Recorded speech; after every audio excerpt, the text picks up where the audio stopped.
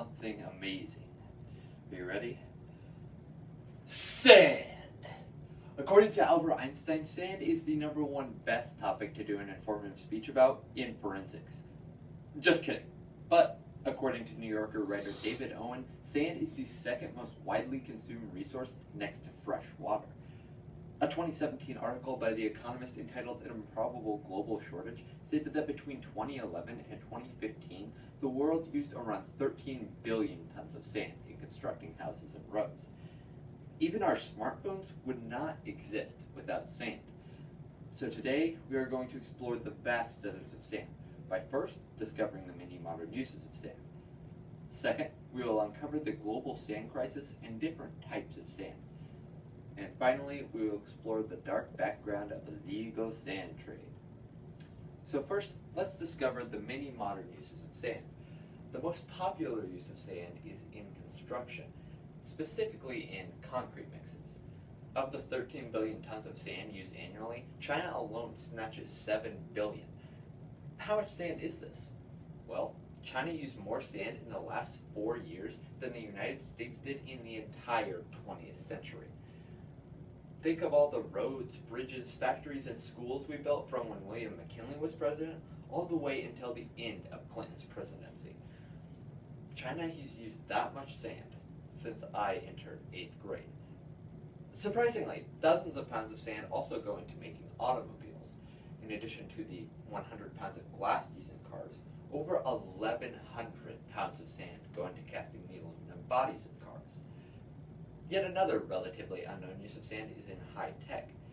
A 2014 study headed by mechanical engineer Zachary Favors found that sand-infused batteries last over 3 times longer than normal smartphone and laptop batteries. These sand batteries have even been called the Holy Grail of batteries. This is because silicon can store 10 times more energy than graphite, which is what batteries are made of now.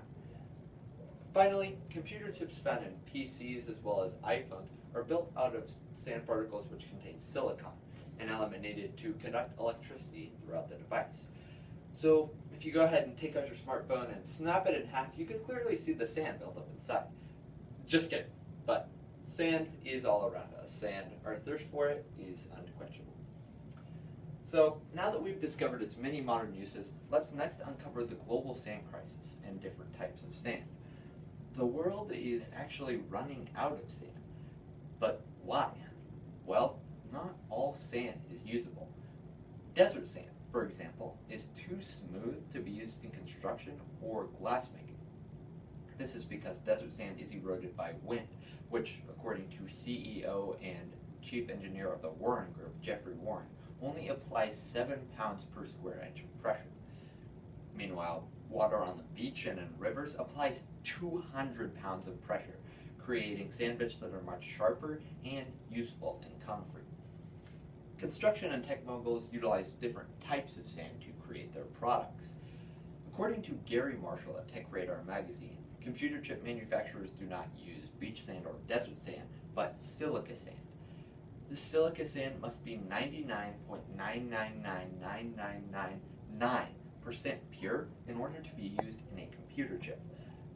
Imagine, if you strung tennis balls together from here to the moon, which would take roughly 5.9 billion tennis balls, and you wanted them to be at least 99.9999999% yellow, only 2 or 3 could be another color. Intel writer Patrick Darling claims that this silica sand is so pure, rare, and valuable that the mine where it is quarried, in Spruce Pine, North Carolina, has security similar to the Pentagon. Spruce Pine is the world's only supplier of truly pure silica sand, which sells for $50,000 a ton. One miner even said that if we close the gates to Spruce Pine, we cannot make any more computers. Now, let's compare this purity to glass, for example. Glass is a lot less pure. Optical lenses require 99.7% purity.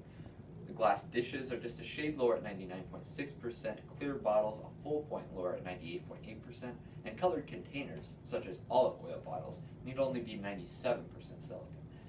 So, not all sand is created equal, and this inequality plays into the shortage we now face. So finally, let's explore the dark background of the illegal sand trade. A decreasingly small amount of usable sand, crossed with a high demand for it, has created a pathway for illegal sand mining and trading. What an exhilarating business, right? The thing is, it's actually a high-paying job.